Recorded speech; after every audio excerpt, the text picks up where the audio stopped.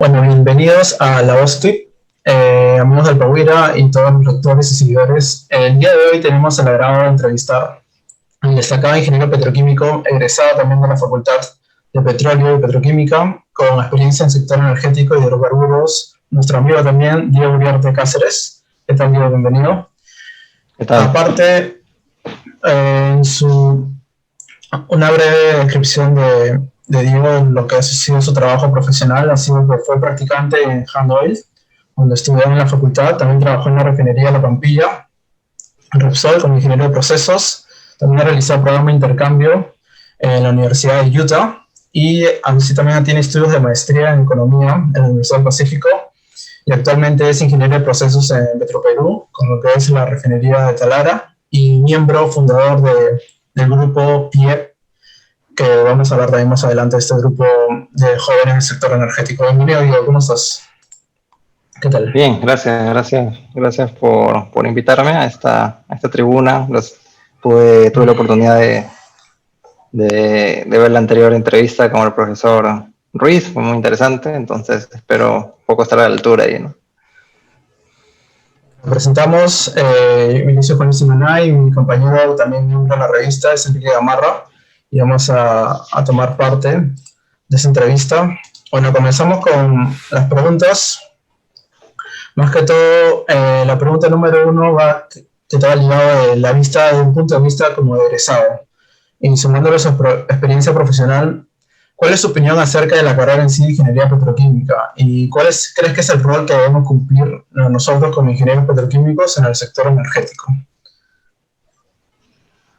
Ya, sobre la primera parte de la pregunta, de papel del ingeniero petroquímico, yo considero que debería, a ver, si bien es cierto que es el primer cuestionamiento, ¿no? Hablando un poco directo al grano, de que no hay petroquímica en el país, lo cual es cierto. Uno, si se queda con eso, pues puede decir, pucha, no hay oportunidades o qué hago estudiando esta carrera. Sin embargo, uno tiene que analizar dónde están colocados, ¿no?, los egresados en la facultad. Entonces, cuando uno hace este estudio, que bueno, yo lo conozco por la gente que sé que se mueve, gente de la facultad con la que uno se cruza, lo ideal sería que se formalice, ¿no? Tal vez con un estudio que pueda hacer la facultad, o tal vez ya lo he hecho, no lo conozco, pero se mueve en distintos sectores, ¿no? Entonces tienes, obviamente, el sector netamente hidrocarburos, ¿no? Viendo la parte de operaciones, los procesos, ¿no? Pero también hay gente que migra un poco al tema de automatización, control, también desde el punto de vista de plantas industriales, y otros que se le abren oportunidades en el tema de seguridad, ¿no? También relacionada a complejos industriales. Ahora hay un gran campo que se está abriendo, que es la seguridad de procesos, y ahí también estamos metidos los ingenieros petroquímicos.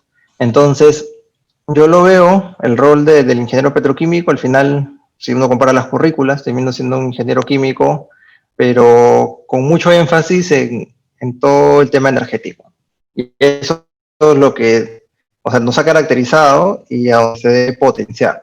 Y entiendo que en el futuro los subsecuentes cambios de mallas curriculares de la facultad deberían apuntar a eso, ¿no? A cada vez que la malla se adapte así como hay una transición energética en el mundo, igual debe haber una transición energética de la facultad, ¿no? Más que en algún momento pueda cambiar el nombre ingeniero petroquímico, al final en términos efectivos, por el trabajo que hacen los egresados y por cómo nos reconocen en el, en el ámbito energético, creo que ahí es donde tenemos que estar siempre atentos a las nuevas tendencias, ¿no? Entonces, sí, eso es lo que podría decir, ¿no? Ok, muchas gracias por tu respuesta. Exactamente por lo que acabas de mencionar, es que también se han ido cambiando, ¿no?, las mallas curriculares de las carreras, de la carrera de Ingeniería Petroquímica y también de la carrera de Ingeniería de Petróleo. Y bueno, ahora continuando con la segunda pregunta, nos gustaría saber un poquito más de ti. Actualmente, ¿cuáles son tus metas personales o en qué proyecto te estás trabajando, te estás desenvolviendo? Claro, a ver, nuevamente, o sea, tomando el tema netamente profesional, ¿no? De hecho, tengo algo bastante grande que lo vamos a tocar más a detalle, que es esta asociación de jóvenes en la energía, que le hemos llamado PIEP, que es el primer grupo de jóvenes en energía en el país, ¿no? Multidisciplinario. De ahí seguramente conversaremos un poco de ese tema. Y ahí sí le estoy dedicando bastante tiempo, ¿no? Para intentar cumplir las metas, ¿no? Del grupo que hemos formado y generar algunos espacios, ¿no? Justamente para los jóvenes en el sector. De ahí un proyecto un poco más personal, bueno, justamente por ahí salen las oportunidades de un poco a partir de investigaciones que uno puede hacer, ¿no? que me interesa bastante.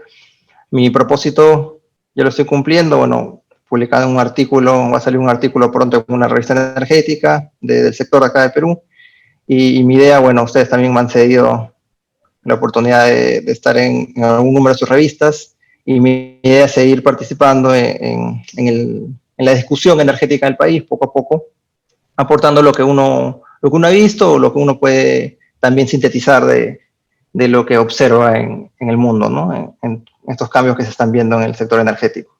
Entonces, por ahí va por ese lado, ¿no? Tanto el tema de la asociación, ¿no? Hacerla crecer, y por el lado personal de seguir escribiendo artículos, un poco dando mi opinión en ciertas temáticas que están de coyuntura en el tema energético. Así es. Bueno, relacionado a eso, ¿verdad? Vamos a tocar un poco lo que es PIEP, que es un grupo multidisciplinario de jóvenes profesionales relacionados al sector energético, como hiciste, formados, es reciente, es un grupo que sabemos que se ha formado a inicios de año, así que cuéntanos un poco más de ese grupo, cómo nació la idea de crear este grupo, el contacto que hubo entre ustedes y las expectativas y metas que tienen como grupo. Claro, o sea, PIEP surgió ante una necesidad que observamos en el sector, ¿no? El origen en sí fue un grupo de abogados, ¿no? El sector energético, tanto que había un poco bastante tema de electricidad y también un poco el tema ambiental relacionado con los hidrocarburos. Y la conclusión, ¿no? que llegaron y que podemos llegar, creo que todos los que estamos en el sector o que estamos siguiendo un poco la discusión en el Perú sobre el tema energético, es que las opiniones o las posturas son de los mismos actores, ¿no? Básicamente, ¿no? Nombres conocidos, obviamente con mucha experiencia, que traen mucho a la mesa, pero cuyas posturas muchas veces ya se conocen. Entonces, debido a esto, surgió como idea revertir esta poca presencia que tienen los jóvenes profesionales en esos espacios públicos, ¿no? En esta tribuna, que es dar nuestra opinión sobre la industria, sobre los problemas que estamos atravesando, y también promover e empoderar a las nuevas generaciones, aquellos que tienen un poco menos de experiencia que nosotros, a que participen activamente en la industria y lograr la mejora, ¿no? Entonces, como nuestra idea era ser interdisciplinarios, justamente ahorita, a diferencia, bueno, hay grupos, hay un grupo relativamente similar que se concentra la IAEE, pero es netamente, está más orientado a ingeniería. En nuestro caso, tenemos un 50% de miembros que son de carreras de ingeniería, hay un 40% de derecho y 10% de carreras de gestión o administración.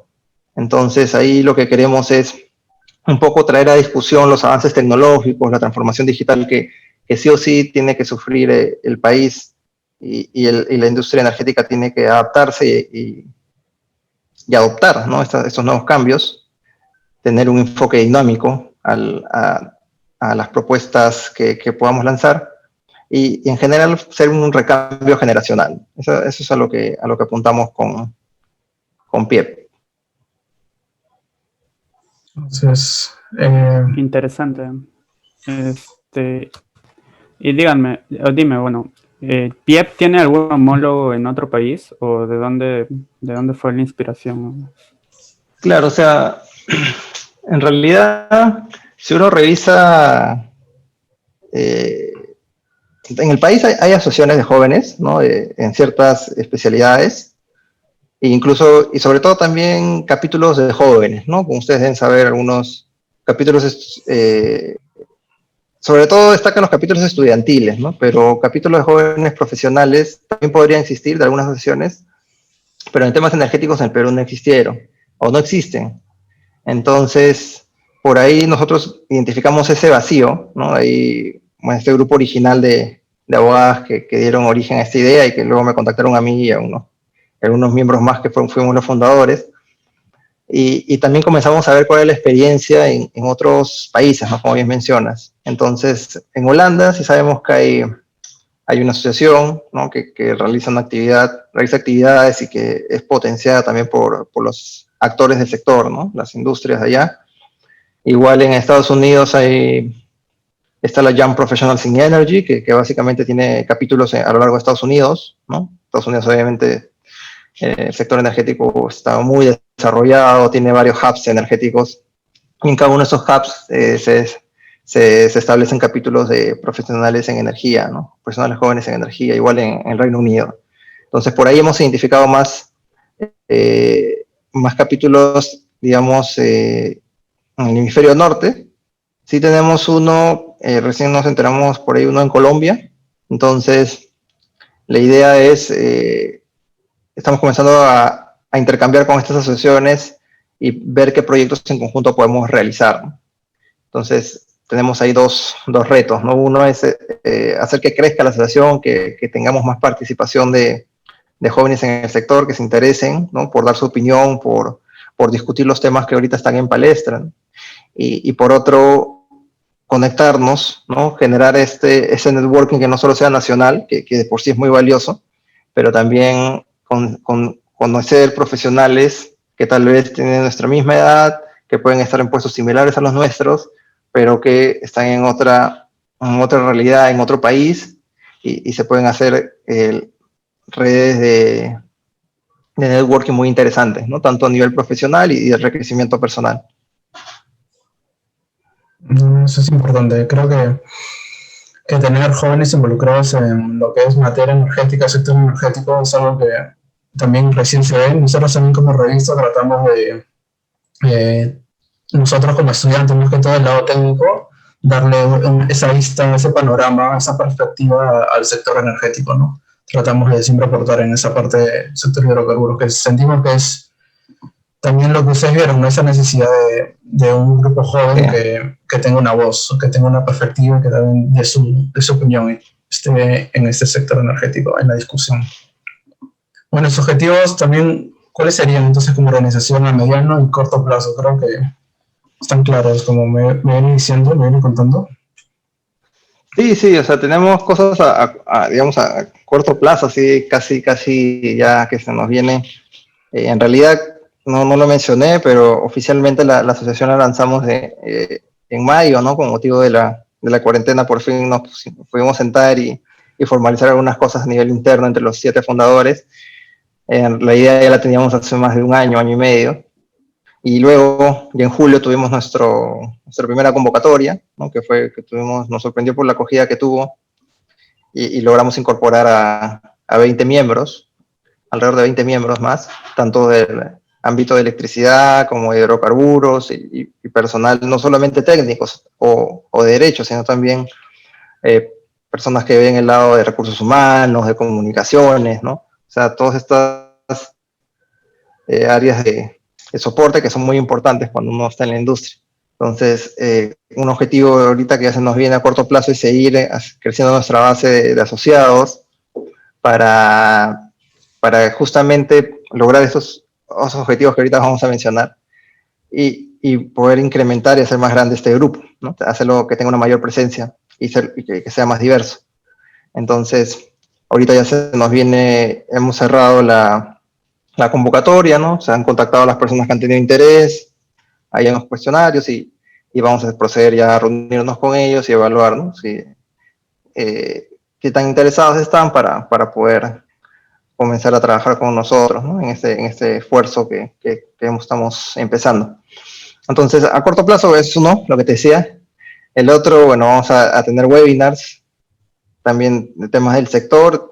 Pensamos hacer algunas conferencias invitando a profesionales, como les decía, ya establecidos, ¿no? O sea, con muchos años de experiencia y también nosotros participando con ellos, discutiendo algunos temas de actualidad para poder tener una voz distinta, ¿no? Luego, bueno, hay cursos básicos, hemos identificado una necesidad, probablemente ustedes como estudiantes, ¿no? O sea, cuando de una carrera tan técnica como esta, ¿no? Cuando dice ingeniería petroquímica, la gente dice, ¿qué es eso? ¿No? Y igual le preguntas, hablas de hidrocarburos y también no le entienden, ¿no? O sea, incluso si dices diésel, ya confundes a la mayoría, ¿no? Normalmente le llaman petróleo. Entonces, hay mucho desconocimiento del sector que trae consecuencias negativas, ¿no? Al final, porque no se apoyan los proyectos de hidrocarburos, el sector energético, hay bastante resistencia por muchos ciudadanos de distintas partes, ¿no? Donde se originan estos proyectos que no logran identificar el valor que tiene tanto para su localidad como para el país en general. Entonces hay esa idea, tenemos esta idea en corto plazo, ya tirando en unos meses, de realizar cursos básicos de electricidad, cursos básicos de hidrocarburos, no dirigido tal vez al profesional que ya tiene 5 o 10 años en la industria, porque obviamente son cosas que él debería saber o ella debería saber, pero sí de repente al que está empezando en la universidad una carrera relacionada a energía o sencillamente también abrirlo al público en general que quiera saber, que por ahí escucha cambio climático, escucha emisiones de gas invernadero, ¿no? Puede escuchar que el gas natural se lleva todo se importa. Ahorita el tema que está en el ojo público es las tarifas eléctricas, ¿no? Que por qué supuestamente hay una empresa o los mismos generadores de electricidad son los que ellos declaran su precio y declaran un precio por debajo de lo que realmente les cuesta producir la energía, por qué lo hacen, ¿no? ¿Qué hay detrás de eso y cómo nos afecta? ¿Cómo afecta al consumidor? Entonces, este tipo de cursos, ¿no? Explicando cómo se compone la tarifa, ¿no? del gas natural que te llega a la casa o que pagas en un grifo.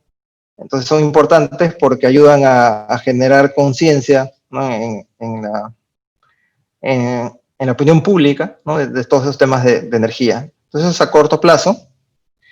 A mediano plazo, bueno, queremos hacer alianzas con el sector público y privado, ¿no? Definitivamente las universidades son un aliado clave, consideramos, para promover estos objetivos de PIEP, ¿no? de promover la participación justamente de los jóvenes en el sector energético. Entonces, queremos generar alianzas con universidades.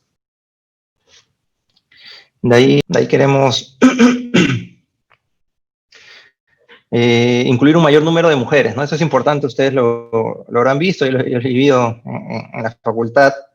En general, la participación de las mujeres en la industria, ¿no? energética, generar energía y en particular en las ingenierías, ¿no? y en particular en la industria energética, está creciendo, sí, la participación, pero muchas veces no se logra esa visibilidad, ¿no? O sea, ahora ya poco a poco se está logrando, tenemos grandes ingenieras con experiencia, muchas de la casa, ¿no? de la facultad, que son invitadas a foros, pero nosotros queremos que eso se amplíe, ¿no? que cada vez más mujeres participen activamente en la discusión energética del país y participen activamente en nuestra asociación. Ahorita tenemos un número considerable de mujeres, pero la mayoría son abogadas aún, tenemos alrededor de 20, y estamos apuntando a incrementar ese porcentaje de asociados. Luego, bueno, tener nuestra hogar online, ¿no? Ahorita nos pueden encontrar por LinkedIn, ya nos buscan como PIEP o Perú Young Energy Professionals, ya les va a salir, pero la idea es tener justamente también un portal propio que podamos controlar y sobre este también trabajar una bolsa de trabajo o añadir una bolsa de trabajo del sector, ¿no? En base a toda esta comunidad que estamos creando. Eso es más o menos lo que tenemos planeado. Los objetivos, claro. Bueno,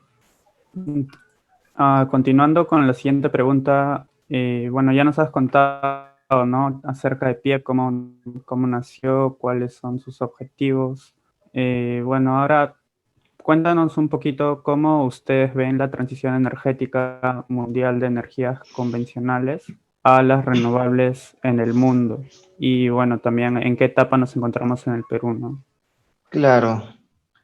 El tema de transición energética es súper importante.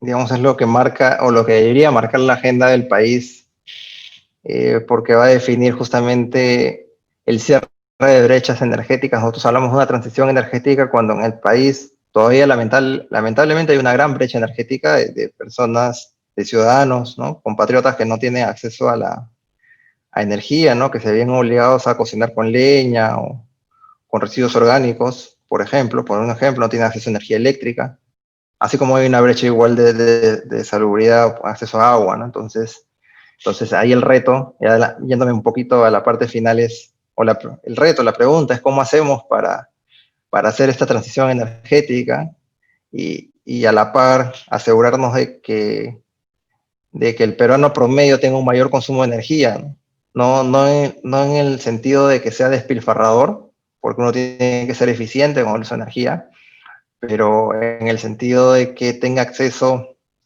a una energía limpia, energía barata, que le permita cocinar sus alimentos, que le permita iluminar su vivienda, estudiar de noche cuando es el niño.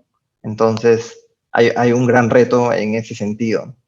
Ya yendo a lo macro, al, al mundo, ¿no? Cómo lo está trabajando la transición energética. Bueno, justamente es bonita la discusión en la asociación en este tema, porque como tenemos tanto gente metida en el sector eléctrico como gente metida en el sector de hidrocarburos, tenemos dos puntos de vista en muchos casos contrarios, y ahí tenemos que buscar lo común. Entonces, en el mundo, básicamente, la transición energética está liderada por los países, digamos, desarrollados, ¿no? Que tienen mayor PBI, y lo que se está viendo es una migración, obviamente, de las fuentes más contaminantes de energía a fuentes más limpias, ¿no? Entonces, lo primero que se ha visto se está abandonando a partir del descubrimiento de gran cantidad de gas, por ejemplo, en los Estados Unidos, ¿no? Que se ha vuelto un gran productor como el Shell Gas. Por fin han logrado cortar o están cortando en gran medida su dependencia del carbón, ¿no? La mayoría de centrales térmicas a carbón están cerrando, siendo reemplazadas por centrales a gas natural, lo cual definitivamente trae muchos beneficios a nivel de salud. Eso es por el lado de la generación eléctrica, ¿no? Centrándonos en el tema de hidrocarburos. Pero centrándonos en el tema de energías renovables, tienes que la transición energética también apunta a que cada vez en la torta cada vez haya un mayor consumo de energías renovables, ¿no?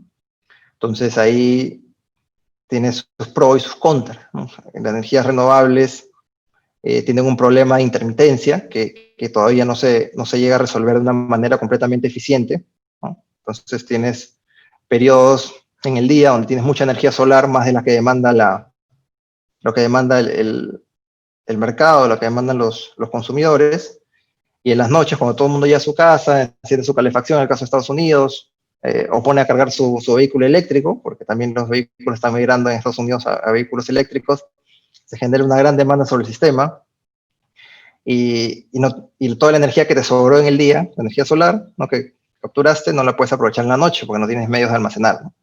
Entonces, por ahí hay un par de videos en pie donde explican esa problemática y cómo se está solucionando o se está buscando solución desde un punto de vista tecnológico, pero es algo que todavía no se termina bien de cerrar e implementar y que va a tomar muchos años. Entonces, ¿cómo se soluciona ese problema ahorita? Porque no te puedes quedar sin energía, es justamente con centrales a gas. Entonces, hay un equilibrio, ¿no? Una convivencia entre la energía renovable y la energía, digamos, a partir de combustibles fósiles como el gas natural.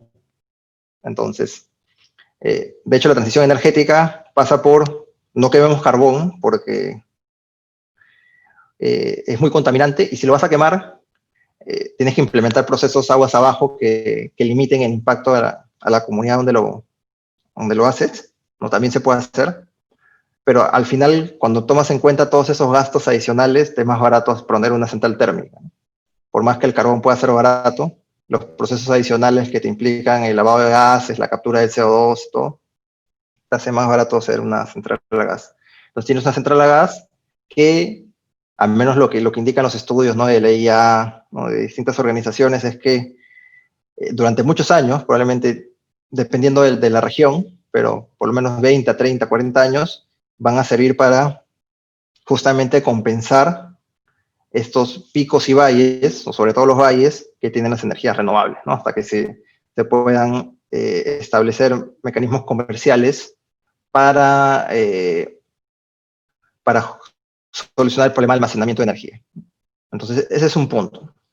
Por ahí va la transición energética en los países, digamos, desarrollados. Cada vez intentan incrementar más su producción de energías renovables, su utilización de energías renovables, pero se ven limitados justamente por este problema de almacenamiento. Y es lo que hace que los hidrocarburos sigan estando muy vigentes. Eso es por el lado tanto del consumo energético, digamos, de electricidad, por un lado. Otro lado, ya desde el punto de vista de transporte, industria, muchas veces sí vas a necesitar gas natural, pero también podrías migrar, ¿no?, en vez de gas natural, usar hidrógeno, ¿no? Hidrógeno, lo que se conoce como hidrógeno verde, la producción de hidrógeno a partir de electrólisis. Y justamente, ¿de dónde sacas la energía de electrólisis? A partir de energía generada limpiamente, ¿no? Eso es lo ideal, o sea, ya sea de energía solar, energía eólica o geotérmica, dependiendo, donde ahí sí puedas aprovechar al máximo esta energía, que no esté sujeto a la demanda de los consumidores, y poder producir y almacenar hidrógeno a partir de la hidrólisis del agua, ¿no? Entonces ese es otro camino que también está tomando, digamos, otra línea de desarrollo de la transición energética, es que a la par del gas, una vez que ya tienes tus redes de gas, esas redes también las puedes aprovechar a futuro para transportar hidrógeno, por ejemplo. Y en ese caso, bueno, el rol del ingeniero, digamos, de procesos, ingeniero químico, petroquímico, se mantiene vigente, porque al final sigue siendo un hidrocarburo, ¿no?, sujeto a las mismas leyes. Por ahí tenemos el tema de esta migración. Nuevamente, podemos discutir los horizontes de tiempo, ¿no?, si es a más corto, si es 20 años o si es 40 años, pero va a tomar mucho tiempo, ¿no? Va a tomar mucho tiempo esta migración. Hay problemas tecnológicos que solucionar con las energías renovables aún, pero lo que no podemos negar es que en muchos lugares del mundo, en Estados Unidos, por ejemplo, en Europa, en algunos países, sí se está logrando de que la energía solar, por ejemplo, generar energía solar te sea más barato que generar electricidad a partir de energía solar, te sea más barato que generar electricidad a partir de gas natural. No en todos los puntos. En el país, definitivamente no, pero bajo ciertas condiciones, tanto que dependen del sitio donde instales las facilidades, como las economías de escala que se tengan, sí se tiene ya operaciones comerciales donde la producción de energía eléctrica es más barata con paneles solares que con gas natural, ¿no? Entonces, eso obviamente se debe a que hay una gran inversión en este tipo de energías en los países desarrollados, hay personal capacitado, la mano de obra está disponible, los materiales de fabricación también. Entonces eso se abarata los costos, ¿no?, instalación, costos de capital y también de operación. Entonces hacen muy competitivos la energía solar, pero eso no soluciona los problemas que le mencionaba antes de almacenamiento. Entonces, es una dirección a la cual estamos llegando, pero lo que indica, definitivamente, a ver, siempre se habla del oil peak, ¿no?, este concepto de que en un momento la demanda en ese caso del crudo, va a llegar a un pico y va a bajar. Lo que apuntan ahora las agencias de energía, ¿no?, de distintos países, o la Agencia Internacional de Energía, más que un oil peak, sería un oil y llegar a una estabilización, de tal manera de que el consumo energético del mundo va a seguir aumentando, pero la demanda la demanda de crudo en este caso ya se mantendría estable, y de gas natural también se incrementaría hasta que un momento se mantenga estable, básicamente porque eh, tanto el crudo como el gas, los hidrocarburos, si bien es cierto, su consumo principal actualmente es el transporte y también la generación de electricidad, en un futuro van a estar destinados más que nada a la producción de químicos, ¿no? Que también sabemos por la carrera que justamente cuando ustedes están terminando de estudiar, que yo estudié, que es donde se obtiene mayor valor del hidrocarburo. Entonces, a eso es lo que va a llegar probablemente en algunas décadas, que el consumo para combustibles se reduzca mucho, ¿no? Sobre todo en países que todavía están en plena transición, y en los países desarrollados prácticamente el consumo sea para la producción de químicos, ¿no? Entonces, esto es a nivel, digamos, a nivel global, que es lo que se espera con la transición energética. Va a ser gradual, hay problemas por solucionar en el tema de las energías renovables aún, pero eso no quita que ya están siendo competitivas en muchos lugares del mundo, claro, con características especiales, ¿no? Pero están siendo competitivas, y, y eso va a seguir haciéndose, va a seguir siendo así, y de tal manera que poco a poco las energías renovables van a seguir desplazando a las fósiles, sobre todo para el tema de generación eléctrica.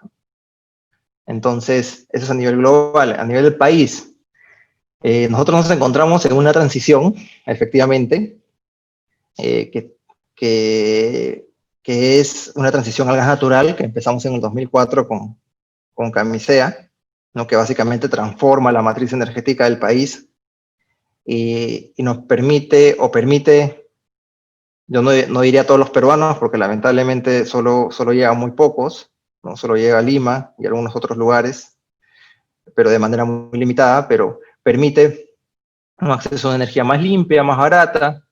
Entonces, ¿hacia dónde apunta el país? O sea, ¿dónde debería apuntar, ¿no? Según lo que comentábamos, lo que discutimos en PIEP y por lo que hemos sacado algunos artículos, es promover, ¿no? O sea, obviamente la masificación del gas natural es necesaria, ¿no? O sea, nosotros mal haríamos en el Perú, o sea, si bien es cierto, se tiene que, si hay alguna inversión, algún privado interesado en una inversión de energías renovables, tiene que estar el cuerpo legal, el marco legal que la haga competitivo, ¿no?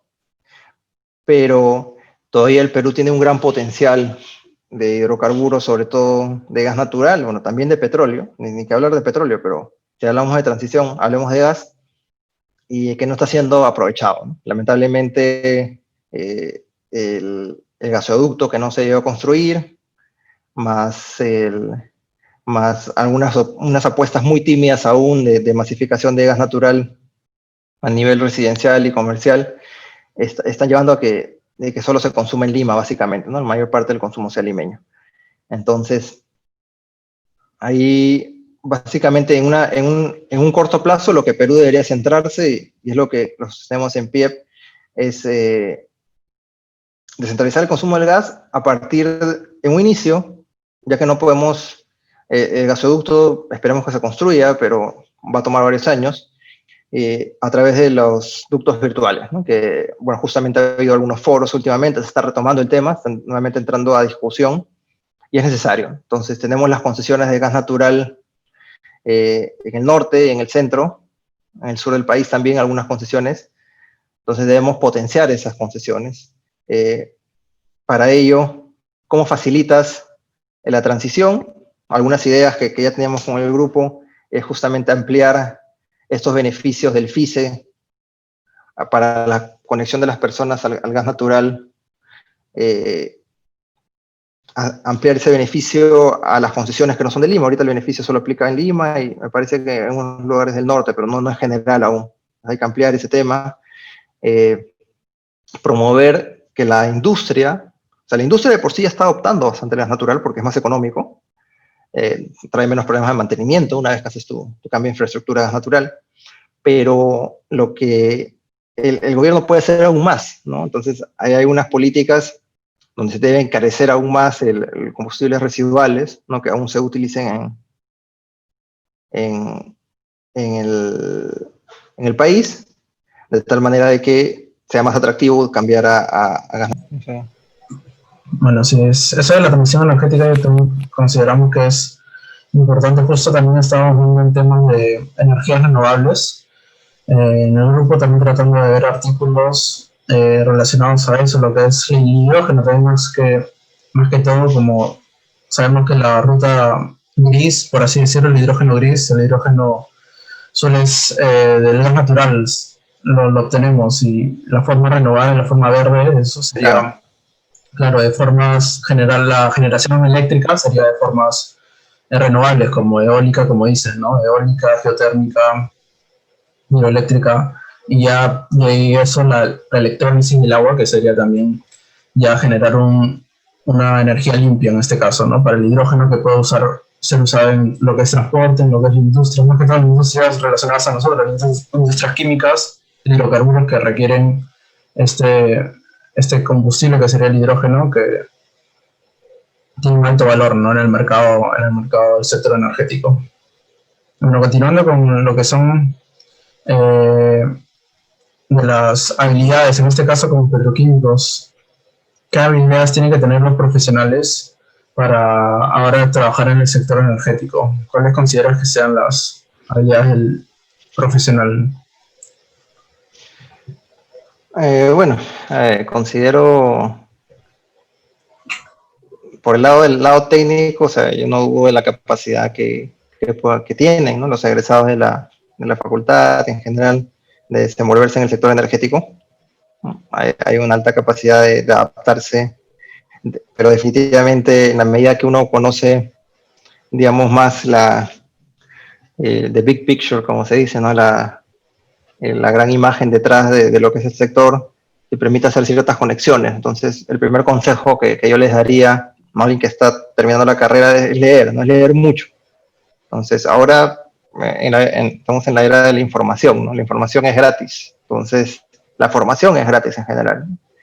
Y lo que te diferencia como profesional en el sector energético, al final en cualquier sector, es las ideas que tú traigas a la mesa. Pero muchas veces las ideas que uno tiene solo son, digamos, reformulaciones o adaptaciones de cosas que ha leído, cosas que ha podido hacer la conexión o la analogía y que le ha traído su propia realidad.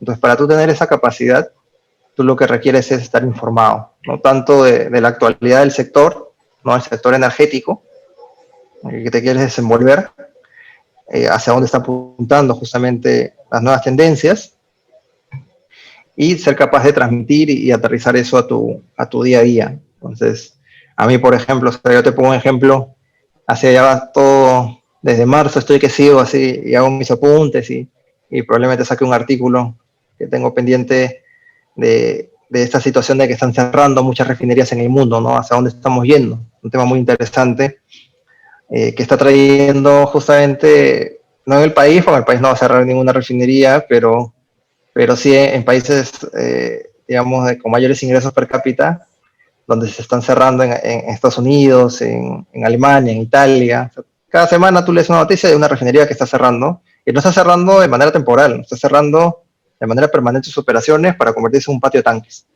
Entonces, ¿qué implicancias tiene eso? Es interesante analizarlo, ¿no? Por ejemplo, o sea, te pongo un caso de Australia, ¿no? En Australia tiene 3 o 4 refinerías grandes, importantes, y estas refinerías, justamente el gobierno le está pidiendo más calidad en sus combustibles líquidos por temas ambientales, y ya están viendo que hacer la inversión no les resulta rentable y ellos quieren cerrar.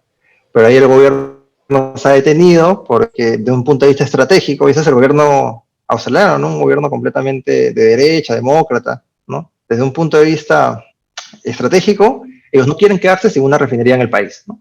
Por más que ellos tienen al frente al Asia, donde está la refinería más grande del mundo y pueden traer una embarcación de combustible terminado. Entonces ahí hay un punto interesante, ¿no? Porque justamente mucha discusión contra tener refinerías es que puedes importarlo, pero por un tema de precios, ¿no? Pero también es interesante ver que la realidad te dice que hay muchos países, y ahí te puse un caso nomás, pero hay más, donde el gobierno está dispuesto a hacer un bailout, ¿no? De pagar a estas refinerías, de llevar un acuerdo, de tal manera que no cierran operaciones, ¿no? Entonces a eso es lo que iba, ¿no? Hay que estar enterado del sector. Al estar enterado del sector, vas a saber dónde están las oportunidades, ¿no? Y también vas a poder hacer analogías al trabajo donde estás. Obviamente, yo veo temas de refinación, de hidrocarburos líquidos, entonces es lo que más sigo, ¿no? Entonces, si uno está más en GLP, pues tendrá que ver más cómo se mueve el mercado de GLP, ¿no? Cuáles son las nuevas tendencias, igual en el tema de gas natural. Eso es con respecto al lado técnico, ¿no? Con el lado de habilidades blandas, pues, esa es la base, ¿no? De cualquier buen profesional, ¿no? Ahora se valora mucho y se valora más incluso las habilidades blandas, entonces la capacidad de expresión en público, la capacidad de escribir sobre todo, de transmitir de manera coherente tus ideas, son cosas en realidad que al menos a ustedes, ¿no? Cuando de repente están practicando, cuando comienzan las prácticas, es por lo que se les va a evaluar, ¿no? Porque también presentan una solución, por más que esa solución pueda tener algunos errores, pero que también la presentan, que también la escriben, eh, cómo se comunican, cómo trabajan en equipo, son habilidades que uno tiene que desarrollar desde la universidad, pero que tiene que potenciar una vez que sale de ella. Entonces, para mí resulta importante estos grupos, ¿no? De investigación y también de desarrollo que se están generando en general en la facultad y como ustedes, ¿no? Que le da una ventana a los estudiantes a escribir, ¿no? Algo que no es por una nota, pero que es justamente por un ánimo de aprender, de enseñar lo que uno puede haber aprendido y que en el camino, a través de las correcciones o de los comentarios que uno pueda recibir, mejorar estas habilidades. Entonces, por ahí un lado, estar muy informado, ¿no? Leer bastante. Hay libros, ¿no? De cambio climático que pueden leer si les interesa, libros del sector energético, del día a día, ¿no? Suscribirse a boletines del Hydrocarbon Processing, ¿no? Del EIA, entonces del IEA, ¿no? Que es la Agencia Internacional de Energía, de la Agencia Estadounidense de Energía, te mandan boletines, te mandan información y estar enterado de cómo está el sector. Y por el otro lado, las habilidades blandas, ¿no? O sea, desarrollo de habilidades de comunicación, de escritura escrita, ¿no? Escritura, perdón, para presentar tus ideas y también para habilidades de presentación en general, no verbales. Entonces, por ahí es donde tendrían que enfocarse. Muchas gracias por tus consejos, Diego. En realidad creo que le va a servir a muchos de los estudiantes de la facultad y en general de todos los estudiantes que quieren ser ingenieros, ¿no? Que vamos a ser ingenieros en un futuro. Bueno, cambiando un poco de tema, sabemos que la pandemia de este año ha sido un fenómeno pues inesperado, ¿no? Ante eso, ¿cómo ve PIEP el panorama energético mundial post pandemia? ¿Y eso cómo afectaría al Perú? Sí, o sea, obviamente ha sido un shock, ¿no? Un shock de demanda, sobre todo al tema, a toda la industria energética, el COVID, por las medidas de distanciamiento social que se han impuesto y de aislamiento. Entonces, a mediano plazo, como se dice en todos los aspectos, el COVID, más que, o sea, tener impactos duraderos por su propia naturaleza, ha terminado de acelerar ciertos cambios, ¿no? Entonces, las demandas en los próximos años, en mediano plazo, lo que se estima es que todavía a nivel mundial nos tardemos 2 a 3 años en recuperar el nivel de consumo energético del 2019, ¿no? Pre-COVID. A nivel, la industria de aviación está muy golpeada, algunos estimados indican 3 a 4 años, y eso trae consecuencias justamente en el sector de refinación, porque es una parte importante del pool o de la producción es justamente el jet, ¿no? El combustible de aviación. Entonces, y también las medidas, la exigencia de tener ambientes virtuales está generando que muchas organizaciones tiendan o se planteen ya a futuro mantener trabajo remoto o un trabajo semipresencial, lo que va a reducir el consumo de combustibles líquidos también por transporte. Entonces, más o menos por ahí van los efectos, ¿no? Que se pueden ver. A nivel de Perú, o sea, A ver, obviamente la demanda energética también ha disminuido por el tema del COVID. Igual las refinerías se han visto golpeadas por un menor consumo de combustibles líquidos, un menor consumo sobre todo de aerolíneas y también, bueno, de consumidores privados. Pero digamos que el Perú en ese sentido, habiendo tanta carencia, ¿no? O tanto falta de acceso a energía, lo que debería promoverse, la demanda se va a recuperar, probablemente igual que a nivel mundial, finales del próximo año, ¿no? Los consumos, o sea, si se logran una vacuna efectiva y levantar por completo las medidas de distanciamiento social, se debería terminar la recuperación eh, energética, ¿no? Así como la económica, que van de la mano. Pero eso no soluciona el problema que hablábamos antes, ¿no? Que les comentaba antes de la falta de acceso a la energía.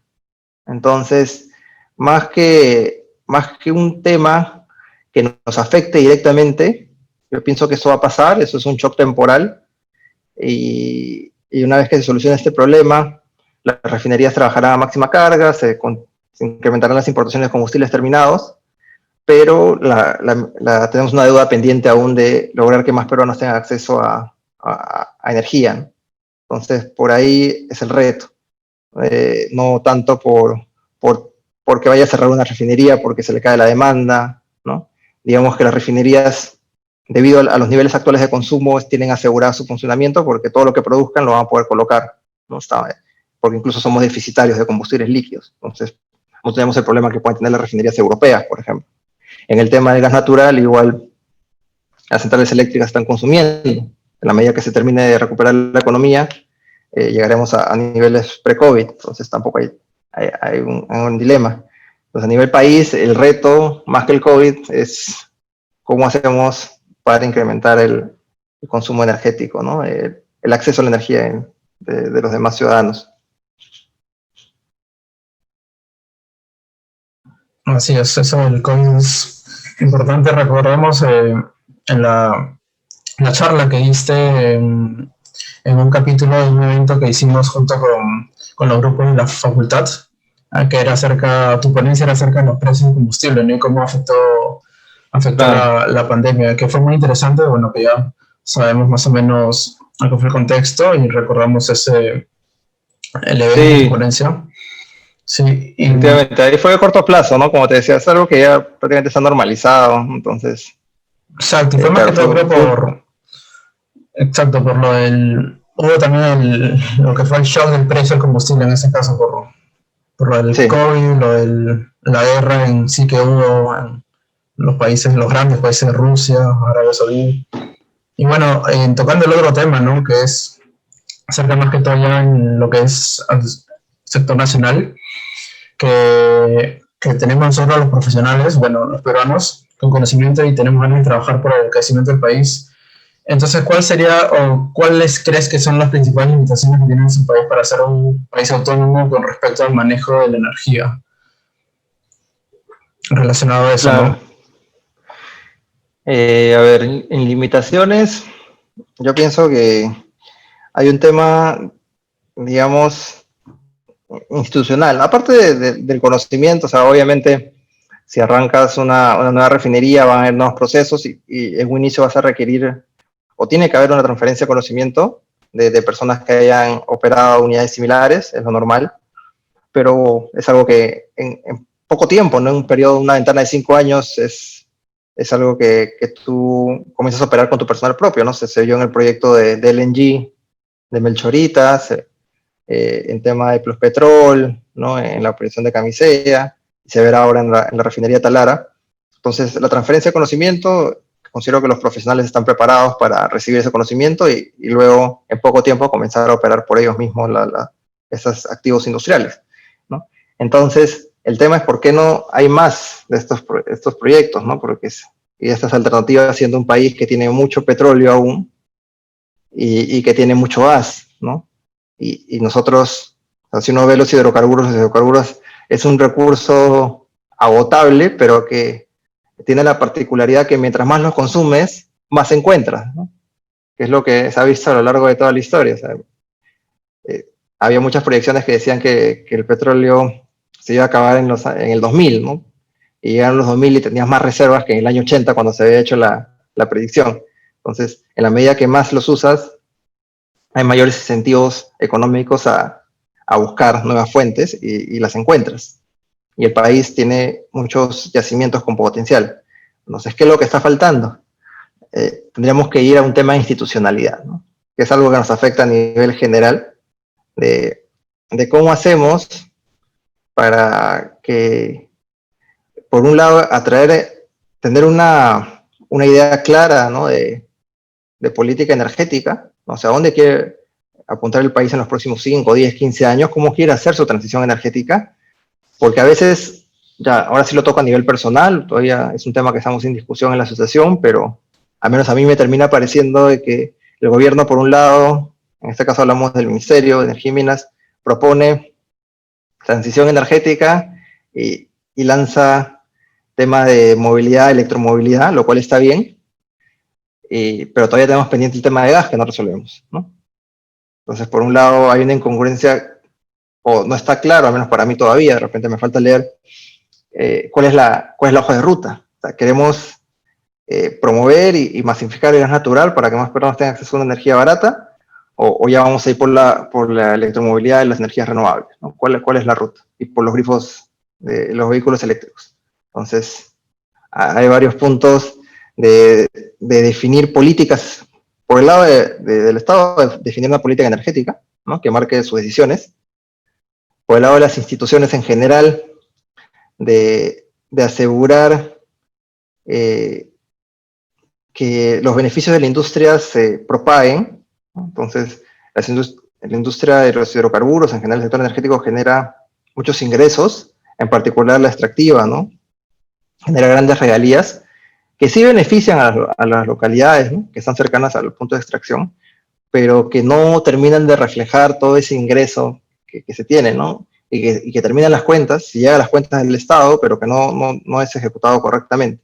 Entonces, cuando quieres abrir un nuevo proyecto o ampliar el proyecto que ya tienes, vas a tener resistencia de la población contra la empresa, cuando en realidad la empresa ha hecho su parte, incluso hace más de lo que le corresponde porque hace labor social, pero aún así puede verse como insuficiente por un Estado que muchas veces está ausente, ¿no? Entonces, en la medida que haya una mayor, digamos, alineamiento entre lo que espera la población de la actividad extractiva, la actividad energética y lo que hace el privado, pero sobre todo el Estado, dándole mejor calidad de vida, va a facilitar mucho estos proyectos de exploración de petróleo, ¿no? y de exploración de gas. Entonces, ese es por un lado, ¿no? Por otro, pienso que una vez que soluciones ese problema, hay problemas más de infraestructura que tienen que ser resueltas, ¿no? Te pongo dos. Uno es el oleoducto, que es un tema conocido, que hay que meterle mucha plata para que pueda funcionar de manera confiable y extraer el crudo que está en la selva y darle valor, ya sea en las refinerías locales o exportarlo. O, eso es por un lado, ¿no? El oleoducto. Y todavía tocando ese tema, justamente es la decisión, ¿no? Cerramos el círculo con el tema de política. ¿Qué es lo que quiere hacer el Estado con el oleoducto? Que va de la mano con qué quiere hacer el Estado con el hidrocarburo que está en la selva. En ese caso, la selva noreste. Lo quiere extraer y ganar esas regalías que ayuden a generar desarrollo en la zona, obviamente bien usadas, o quiere por completo no utilizarlo, ¿no? Porque eso va a depender si le metes dinero o no le metes dinero al oleoducto. Y si decides hacerlo, pues tienes que hacerlo ya, porque nuevamente el petróleo tendrá valor 30, 40 años, y si no, lo vas a dejar enterrado y se quedará enterrado. Y el dinero que ahorita están generando todavía es poco, o sea, es mucho, pero podría ser mucho más, ¿no? La operación del oleoducto está muy reducida. Ese dinero se cortaría y al final el presupuesto público es una torta y si entra menos ingresos, de algún lugar tienes que cortar y eso va a empeorar, ¿no? La situación de las personas que viven en esas zonas, ¿no? Por más que aún, ¿no? Y creo que la mayoría de personas en la industria es consciente de que deberían estar mucho más desarrolladas esas localidades cercanas a los puntos de extracción. Entonces, eso es por un lado, el tema de infraestructura del petróleo, ¿no? Y el otro punto que se me está escapando es el tema de capacidad de almacenamiento. Entonces, ahí está pendiente también, tenemos una limitación para mejorar el manejo de energía, almacenamiento de hidrocarburos. Entonces, el Estado exige un cierto inventario mínimo y los productores o importadores tienen que hacer malabares para cumplir con ese inventario mínimo de combustibles porque la capacidad está bastante limitada. Entonces, los proyectos de ampliación de tanques de almacenamiento no se están dando con la velocidad que se tienen que dar y la demanda se incrementa, lo cual es bueno porque significa mayor acceso a energía, pero estamos quedando poco a poco, pero cada vez más en esta dirección, en un estado de ¿cómo se llama? De inseguridad energética, ¿no? Por ese lado. Entonces hay otro tema de infraestructura que también hay que ver, ¿no? De inversiones que se tienen que realizar.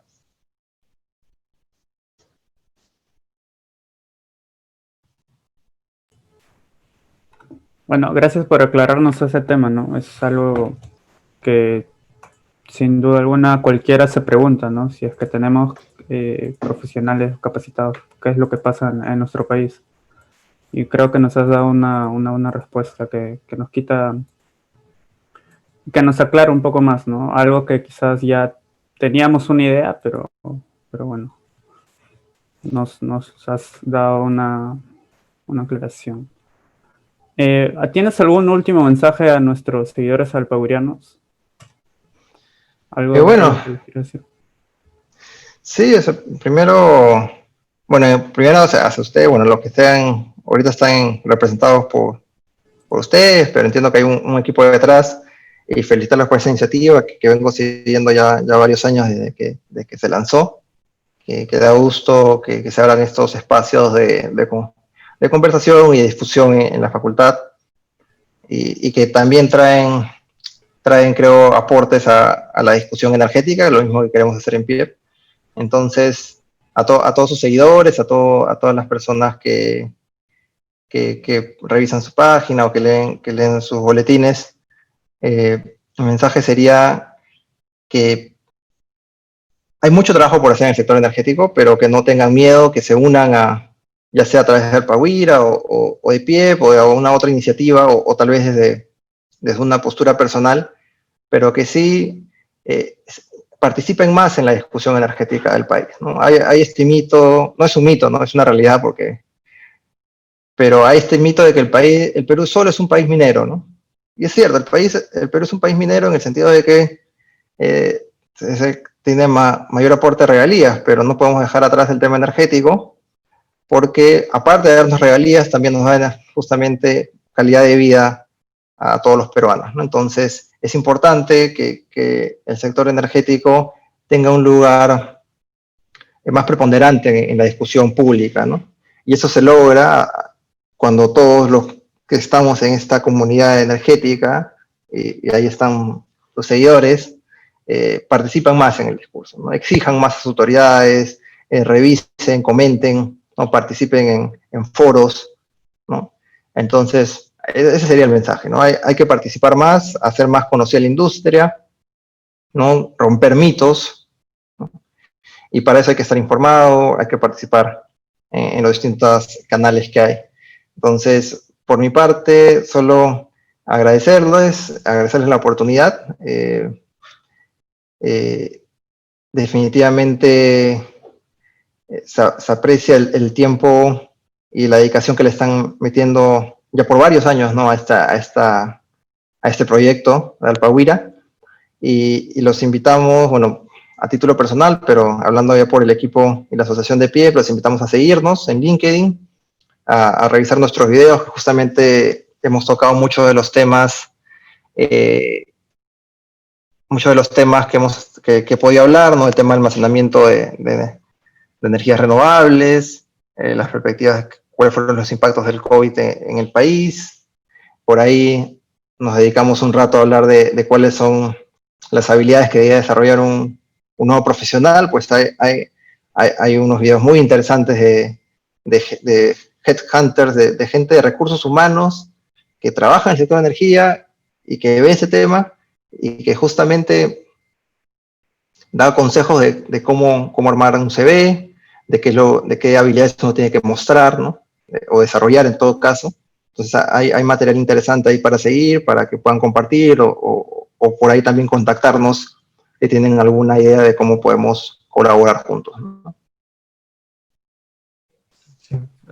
Es un contenido, particularmente, personalmente, sí, sigo lo que es el portal de PIEP en LinkedIn y sí, bueno, es un contenido muy completo que hace todo lo que dice, ¿no? Relacionado al sector energético, donde te aclara esto lo que es como creo que es algo en común que tenemos, que es acabar con esta desinformación que hay en el sector energético y que tan pocas personas están involucradas en esta discusión energética, como dices.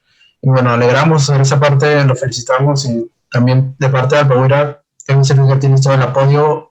Pierre, si surge algo más adelante, de repente algún evento o un foro relacionado a eso, sector energético, también puedes contar con nosotros.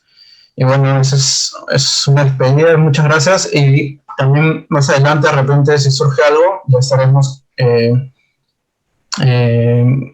diciéndolo por nuestra web también, nuestros portales en Facebook, nuestras redes sociales. Y bueno, ha sido esto, muchas gracias. No sé si Enrique tienes algo, una despedida, unas palabras de despedida. Quiero agradecer a Diego por darnos su tiempo, ¿no? En este espacio, la verdad que nos ha aclarado muchas dudas y de hecho que nos va a servir a todos nosotros, estudiantes y egresados, ¿no? Que estamos relacionados o queremos centrarnos más en el sector energético. Muchas gracias por tu tiempo. Estamos en contacto. Gracias, cuídense.